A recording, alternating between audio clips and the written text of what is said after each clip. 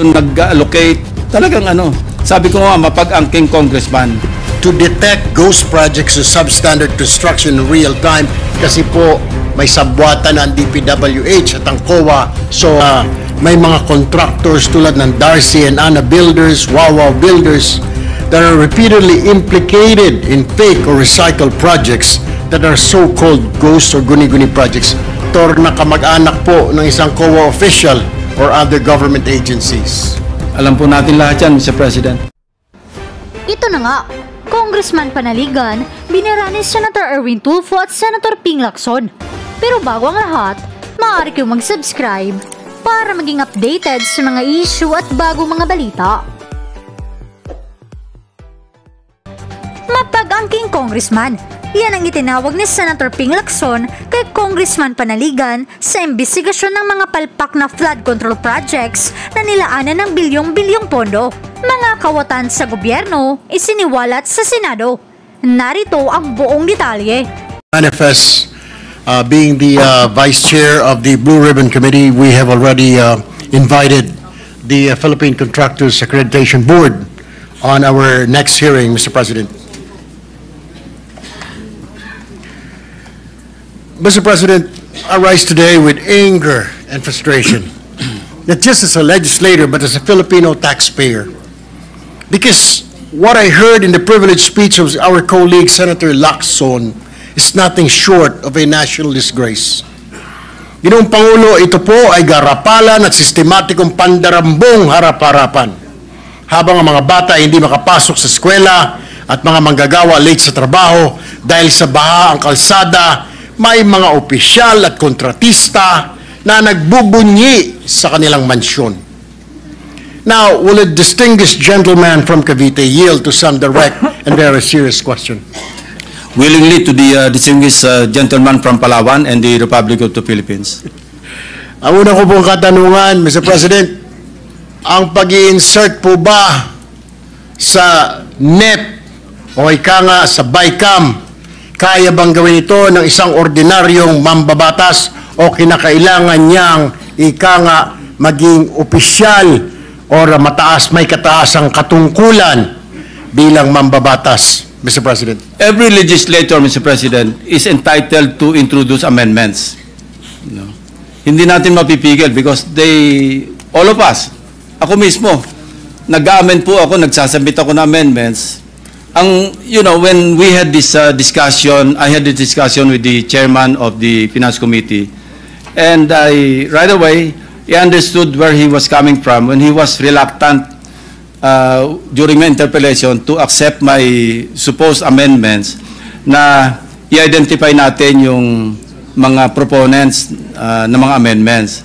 When we had this one-on-one talk or discussion, paano naman Senping, sabi niya, marami tayo, may mga kasamahan naman tayo dyan, mahilig lang magpadagdag, hindi naman naghahanap kung saan kukunin yung pandagdag. And siyempre, ako tagahanap noon, being the chairman, magagalit naman sa akin yung mga agencies na binawasan ko para idagdag doon sa mga advocacies, doon sa mga proposed amendments ng ating mga kasamahan. And that's the reason why I counter-proposed to him na okay, accepted, pero baka pwedeng, pag nakita ko may umusbong sa isang agency, pwede ko bang tanongin sa iyo kung sino yung responsible na nagpadagdag sa isang agency? And he agreed. No? And that was good enough for me because I thought at the time that the outcome would be the same. No? Na ang importante, Mr. President, if something goes wrong with the implementation of the project, at na-trace back natin do sa legislator, congressman man o senador, na siya yung nag-propose, somehow, meron siyang shared responsibility to see to it that the implementation of the project na dinagdagan niya ng pondo, maayos. But, if we don't have the mechanism to identify or to backtrack and trace back to the proponent or proponents of the amendments, then wala, malakas ang loob. Imagine, Mr. President, punta tayo sa Nauhan, Oriental Mindoro. No, kitang-kita na natin. Hindi ko nga binanggit yung pangalan niya because I didn't want to mention any name of any legislator. But, you know, initially, when I was discussing with my staff, sabi ko, i-blur na lang natin yung pangalan. No, kasi nag-iisa yung mame-mention. But the day before I delivered the speech, sabi ko, teka muna, bakit ba tayo magko-cover up sa kanya? Siya naman ang umaamin. Nakalagay, funded by his office. Tapos nakalagay doon, congressional allocation, accomplishment report. And then when he was interviewed, on the same day or the following day after my privilege speech, wala akong alam dyan. No? But I also pointed out in my privilege speech na sa NEP, 810 million lang yung nandun eh. Pero nangyari, pagdating ng GAA, naging 1.9 billion. So, sino ngayon nagpasok ng 1.1 billion? Worse, Mr. President, hindi pa sa regular budget kinuha. Kinuha niya from the Special Purpose Fund, from the unprogrammed appropriations, which is under the Special Purpose Fund. How can you know, ngayon lang ako nakarinig na from the regular budget, nag-realign papunta sa unprogrammed appropriations and vice versa. Hindi po nangyayari because yung regular budget, ito yung items in the GAA na talagang ito yung nakakalat sa mga implementing agencies. Now, unprogrammed appropriations under the Special Purpose Fund, ang tawag po dito, standby fund, augmentation. Pag kinapos ang pera sa regular budget, huhugot doon sa program appropriations. And there are requirements. Hindi ganun kasimple. Kailangan merong excess revenue collection or merong bagong revenue measure o kaya may approved loan. Napakahirap pong i-access. Kaya this will be one of the questions that I will raise before the DBCC to ask DBM paano na nakapag-allocate, nakapag-release ng SARO sa isang proyekto na hinugot yung pera from the unprogrammed fund. Marami po tayong dapat i-correct, Mr. President, kasi ang pagkaalam ko sa budget natin, tatlo po yan eh. Regular budget, special purpose fund, and automatic appropriations. Now, when will we stop? Baka mamaya pati automatic appropriations i-realign na rin. Okay. Mr. President, sa inyong pong nakaraan na privilege speech, nabanggit po ninyo ang paggamit nga ng unprogrammed funds for flood control projects. Maaari niyo po bang ipaliwanag for the record paano itong mga pondo na ito na na-access at nagagamit despite their nature as one program, Mr. President? Hindi ko pa may papaliwanag yan kasi mahirap pong gawin yan eh. Ang pwede magpaliwanag dyan, DBM. Paano na-access yung unprogrammed appropriations para i-allocate sa flood control project. Ang masama, substandard pa. Sa inyo pong research, Mr. President, were there instances where unprogrammed funds used to finance projects that turn out to be anomalous, incomplete, or even non-existent? Yes, Mr. President. Doon nga, sa case study namin sa Oriental Mindoro, yung 1.1 billion na nanggaling sa unprogrammed appropriations, yung iba doon nahugot para gawin yung isang proyekto na substandard. Kaya nga tigas ng katatanggi yung congressman eh, na hindi akin yan. After owning up, no, by way of billboards, banners, even on Facebook, na siya mismo yung nag-post, na ako yung nag-allocate, talagang sabi ko nga, mapag-angking congressman. Now, it's very easy to deny na siya yung responsible sa realignment or sa insertion because hindi mo matitrace eh, walang record. Sa House kasi, di ba, sabi nga ni Congressman Toby Tiangco, small committee. No? Isasabit sa small committee and then bahala na, walang nakakaalam, walang record. Even in our case in the Senate, di ba, ang practice natin, magko-caucus tayo, and then the chairman or chairperson will just ask the individual members, magsabit na kayo ng individual amendments. I understand the predicament of the chairman, Mr. President, because if we tackle everything on the floor, hindi tayo matatapos. Kaya ginagawa na lang, for exigency, magsabit na lang kayo ng written amendments. But, Mr. President, sana man lang, alam natin kung sino yung nag-submit ng written amendments. Kasi meron daw tayong kasama rito, magdadagdag sa isang department ng 5 billion. wala namang kasama kung saan kukunin. I think we should be responsible enough na pag nagdagdag tayo sa isang department, sa isang agency, tayo na rin ang humugot kung saan kukunin. Para kumpleto, kasi zero sum yan, Mr. President. Para bang plus minus, we will end up with the same total. Kasi we cannot increase the budget. We can only reduce or maintain the total, the net total of the items or the funds for that particular GAA. Mr. President, you also mentioned coded budget in Bulacan First District. There were 28 projects all pegged in 77.199 million.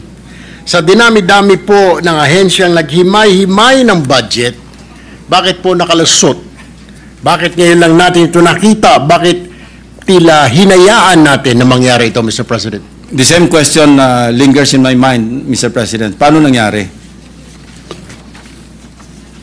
I cannot answer your question, Mr. President. Mr. President, sa darating po na budget deliberation, paano po ito dapat bantayan, lalo na ng mga parte ng inyo pong grupo ng minorya? Well, sa akin, one good deterrent is to identify the proponents of the amendments or insertions. Malaking deterrent po yun.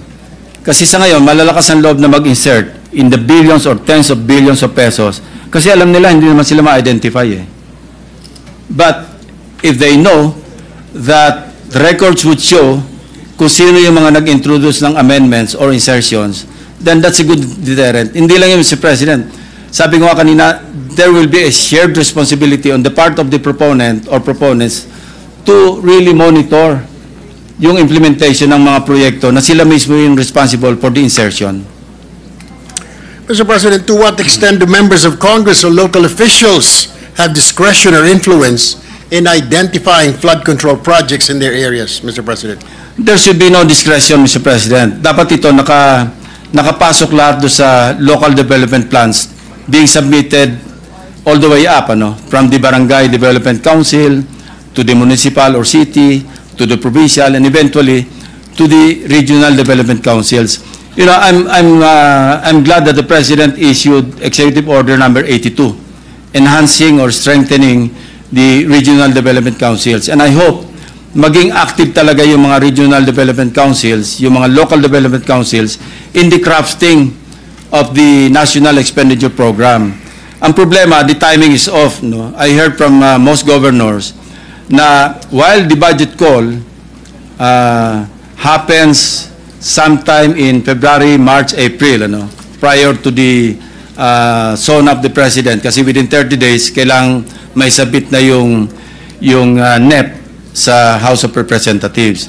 The problem is, hindi pa tapos yung mga regional development councils, late na sila. So hindi na sila makakahabol sa budget call. I think DBM or the DBCC, Development Budget Coordination Committee, should take a second look doon sa timing or the pacing of the budget process. Mauna sana dapat yung pag-submit ng mga regional development councils. Anyway, members din naman doon yung mga regional directors ng national agencies, along with the governors. Dapat mauna sila bago mag-budget call. Nang sa ganun, nakasynchronize yung mga needs and priorities ng mga local government units doon sa ipiprepare na National Expenditure Program or the President's budget. Pangulo, nabanggit din po ninyo sa inyong nakaraang privilege speech na may mga contractors tulad ng Darcy and Anna Builders, Wawa Builders, that are repeatedly implicated in fake or recycled projects that are so-called ghost or guni-guni projects. Bakit po nangyayari ito? Ano po ba, meron po bang pamamaraan, Mr. President, na maiwasan na ito sa susunod, na ito po'y matanggalan na lisensya, na ito po'y makasuhan para hindi na po umulit pa? Rightly so, Mr. President.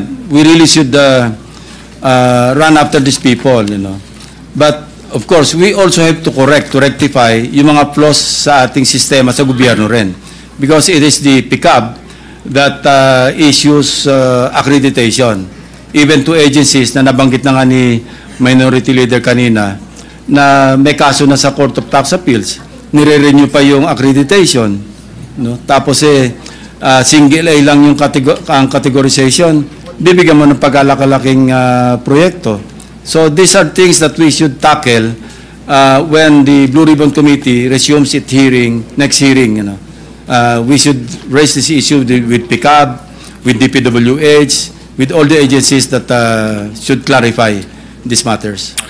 Mr. President, I have last two questions. Would the good gentleman, the former chief of the Philippine National Police, that the existing or that the specific gaps or loopholes in the current accountability chain from project design to fund release to monitoring allow corruption and inefficiency to persist unchecked?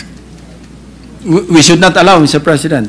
And we have this mandate of oversight, because pag nagpasa tayo ng batas, our duty doesn't stop there. We should monitor, we should exercise our oversight function as members of the Senate, as members of Congress, to see to it that the law that we passed are properly implemented. In this case, the General Appropriations Act. Mr. President, would you agree to have an independent third-party inspection of projects to detect ghost projects or substandard construction in real time? Kasi po, may sabwatan ang DPWH at ang COA. So, sang-ayon po ba kayo na magkaroon ng third-party inspection? Sangayon po ako, Mr. President. Distinguished gentleman from Palawan. Regarding calls for independent audit investigation, would you support including local community-led monitoring or citizen reporting platforms to add another layer of oversight, Mr. President? I agree, Mr. President. Finally po, Mr. President, would you happen to know ang contractor na kamag-anak po ng isang COA official or other government agencies? Alam po natin lahat yan, Mr. President. Maraming salamat po, Mr. President. Now I yield the floor. Thank you. Thank you, Mr. President. Thank you, Senator Tulfo, Majority Leader. Yes, Mr. President, next to interpolate is our Deputy Minority Leader, Senator Risa Ontiveros. I move that she be recognized. Senator Risa Ontiveros, recognized.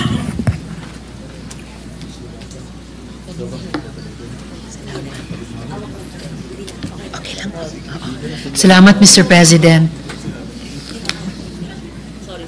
To my respected colleague in the minority, maaari po bang makapagtanong din ng ilang mga tanong? Opo, to the distinguished lady from Capiz. Salamat po, Mr. President. Mr. President, sa privilege speech nyo, nabanggit nyo po yung mga questionabling proyekto na ipinasok sa General Appropriations Act. Paano po ba sinisigurado na yung budget na pinasok para sa mga proyekto ay napupunta sa piling contractors, Mr. President? DPWH po makakasagot niyan. Sila kasi nag-award. Sila yung may Bids and Awards Committee. Sila lahat yung responsable pagdating sa implementation.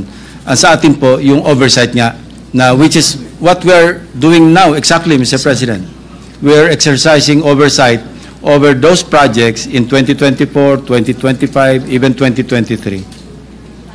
Salamat, Mr. President. Kaya talagang magiging napaka-importante ng papel ng DPWH dun sa pagpapatuloy na Blue Ribbon Committee hearings na lalahukan po natin mula sa Minoria, whether to prove us right na pwede tayong may assumption of regularity or tumulong sa Blue Ribbon at tumulong in the wake ng inyong explosive na privilege speech, ipakita o ibunyag yung katotohanan kung paano maaring kahit yung ilang mga kawani or opisyal nila ay naging kasabwat pa sa katiwalian. With all the safeguards naman po sa ating bagong-bagong amyendang procurement reform law, sa modus na inilarawan po ninyo, Mr. President, sa inyong privilege speech, may mga contractor pa rin na nakakalusot. How are they therefore able to game the process? Kaninong approvals mula sa gobyerno ang kinakailangan ba nila para ma-fix ang bidding, makagawa ng less than standard projects at makatakas pa sa pananagutan, Mr. President? The real culprit here, Mr. President, is collusion. Without collusion, hindi po pwede mangyari ito. We encountered one DPWH official. Hindi ko na sabihin ko anong lugar, pero minor official po ito na nasa District Engineering Office. ayaw nyo pong mag-sign off kasi member siya ng inspection team. Pagka may ganun, hindi makakalusot kaya merong isang ayaw makisama. So, the real culprit really is collusion. Pag nagkaisa-isa yung sindikato, patay na si Juan de la Cruz, Mr. President. At alang-alang kay Juan de la Cruz, sana, Mr. President, mabuhay yung ganyan mga minor members. At mabuhay si ng Leandro inspection team.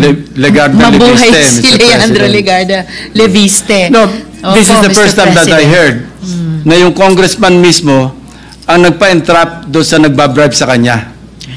No? It's really a breath of fresh air, no? Hindi, talaga, no, not because Senator Legarda is here, you know. Hindi ko kaano si Leandro, but I feel very proud of him, ano. And I'm proud to be associated na at least colleague natin sa Senate yung nanay niya. Speaking as a fellow woman, maraming salamat po para doon, Mr. President.